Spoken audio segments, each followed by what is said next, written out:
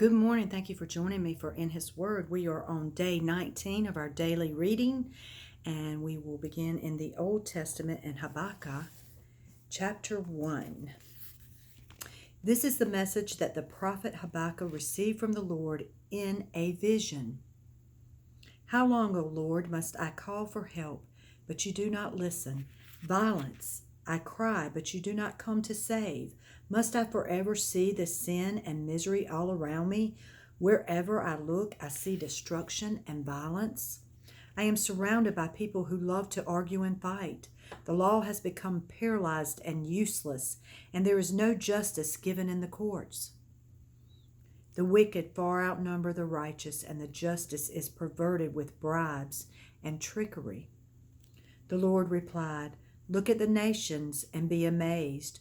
Watch and be astounded at what I will do.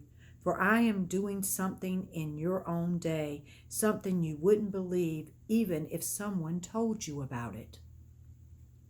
I am raising up Babylonians to be a new power on the world scene. They are cruel and a violent nation who will march across the world and conquer it. They are notorious for their cruelty. They do as they like, and no one can stop them. Their horses are swifter than leopards. They are a fierce people, more fierce than the wolves at dusk. Their horsemen race forward from distant places, like eagles that swoop down to pounce on their prey.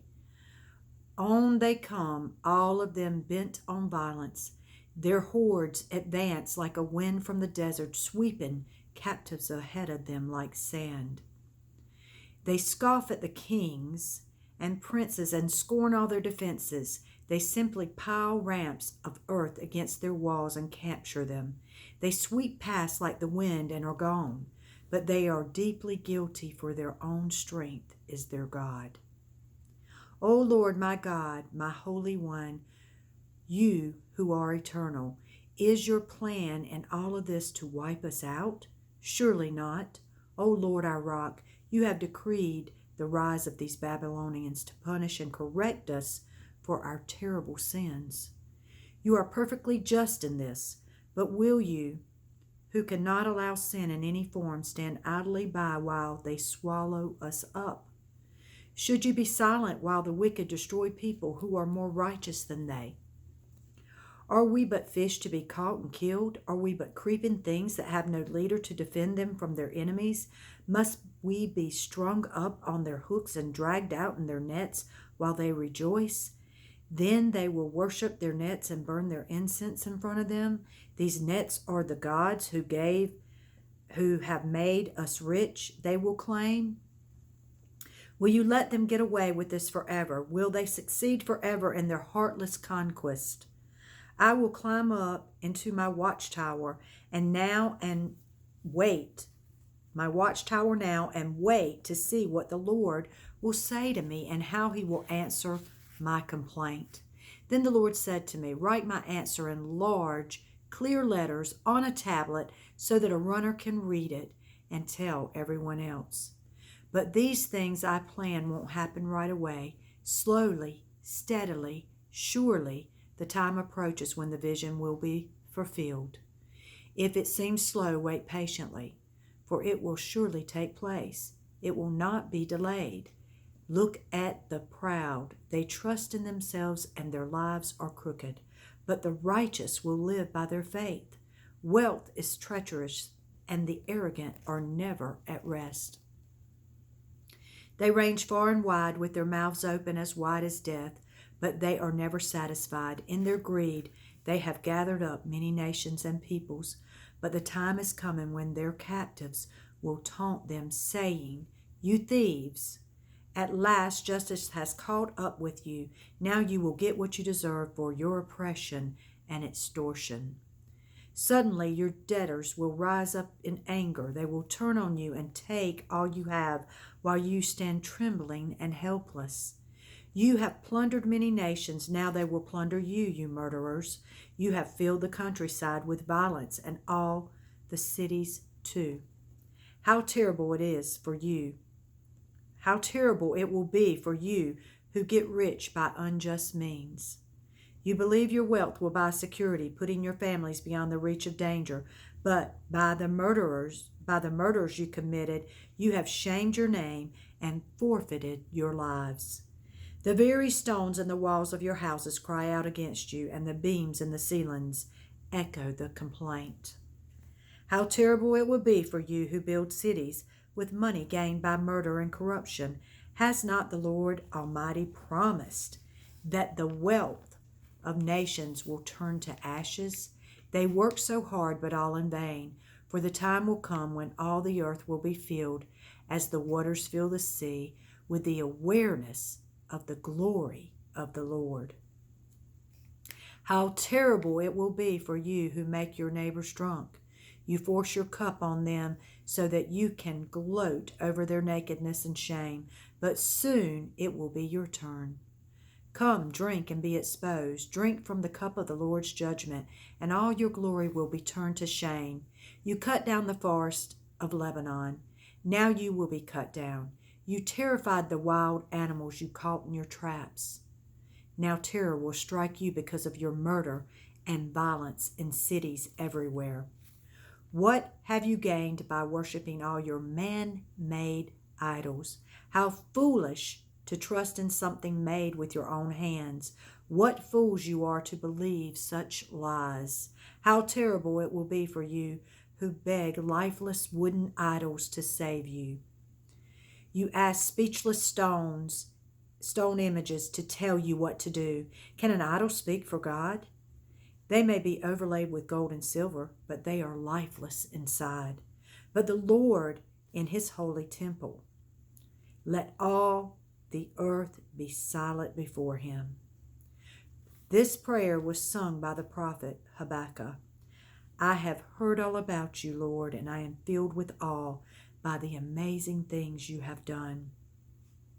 In this time of our deep need, begin again to help us as you did in years gone by. Show us your power to save us, and in your anger, remember your mercy. I see God, the Holy One, moving across the deserts from Edom and Mount Paran. His brilliant splendor fills the heavens, and the earth is filled with his praise. What a wonderful God he is. Rays of brilliant light flash from his hands. He rejoices in his awesome power. Pestilence marches before him.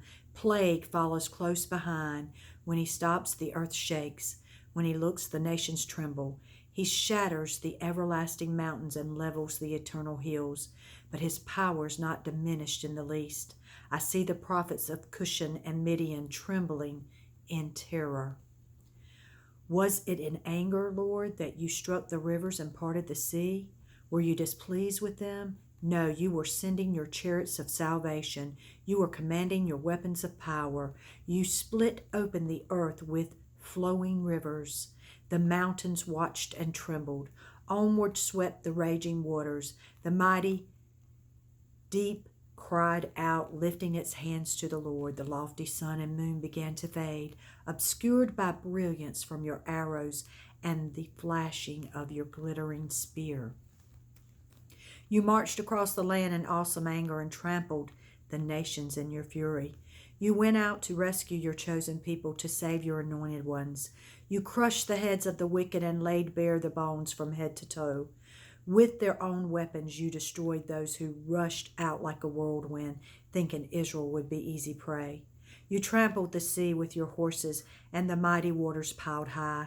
I trembled inside when I heard all of this. My lips quivered with fear. My legs gave way beneath me, and I shook in terror. I will wait quietly for the coming day when disaster will strike the people who invade us.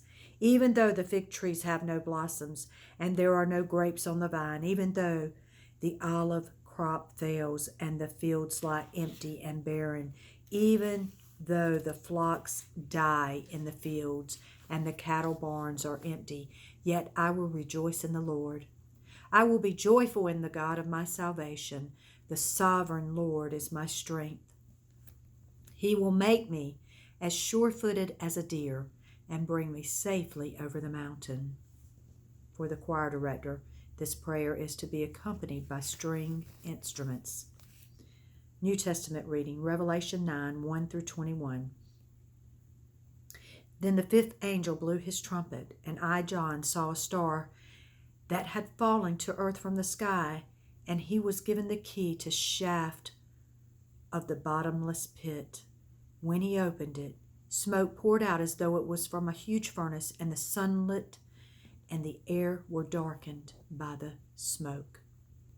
Then the locusts came from the smoke and descended on the earth, and they were given power to sting like scorpions. They were told not to hurt the grass or the plants or the trees, but to attack all the people who did not have the seal of God on their foreheads. They were told not to kill them, but to torture them for 5 months with agony, like the pain of a scorpion stings. In those days, people will seek death, but will not find it. They will long to die, but death will flee away. The locusts looked like horses armed for battle. They had gold crowns on their heads, and they had human faces. Their hair was long like the hair of a woman, and their teeth were like the teeth of a lion. They wore armor made of iron, and their wings roared like an army of chariots rushing into battle. They had tails that stung like scorpions, with power to torture people. This power was given to them for 5 months. Their king is the angel from the bottomless pit. His name in Hebrew is Abaddon, and in Greek, Apollyon, the destroyer. The first terror is past, but look, 2 more terrors are coming. Then the sixth angel blew his trumpet, and I heard a voice speaking from the 4 horns of the gold altar that stands in the presence of God. And the voice spoke to the sixth angel who held the trumpet, "Release the 4 angels who are bound at the great Euphrates River, and the 4 angels who have been prepared for this hour and day and month and year were turned loose to kill 1/3 of the people on earth." They led an army of 2 million mounted troops. I heard an announcement of how many there were. And in my vision I saw the horses and the riders sitting on them. The riders wore armor that was fiery red and sky blue and yellow. The horses' heads were like the heads of lions, and fire and smoke and burning sulfur billowed from their mouths. 1/3 of all the people on the earth were killed by these 3 plagues, by the fire and the smoke and the burning sulfur that came from the mouths of the horses. Their power was in their mouths, but also in their tails, for their tails had heads like snakes, with the power to injure people. But the people who did not die in these plagues still refused to turn from their evil deeds. They continued to worship demons and idols made of gold, silver, bronze, stone, and wood, idols that neither see nor hear nor walk, and they did not repent of their murders or their witchcraft or their immorality or their thefts.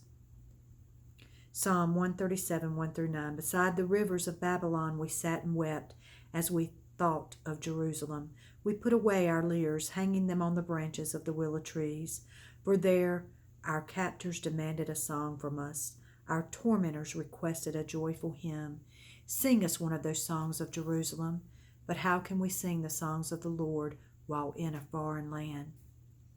If I forget you, O Jerusalem, let my right hand forget its skill upon the harp. May my tongue stick to the roof of my mouth if I fail to remember you, if I don't make Jerusalem my highest joy. O Lord, remember what the Edomites did on the day the armies of the Babylonian captured Jerusalem. Destroy it, they yelled. Level it to the ground. O Babylon, you will be destroyed. Happy is the one who pays you back for what you have done to us.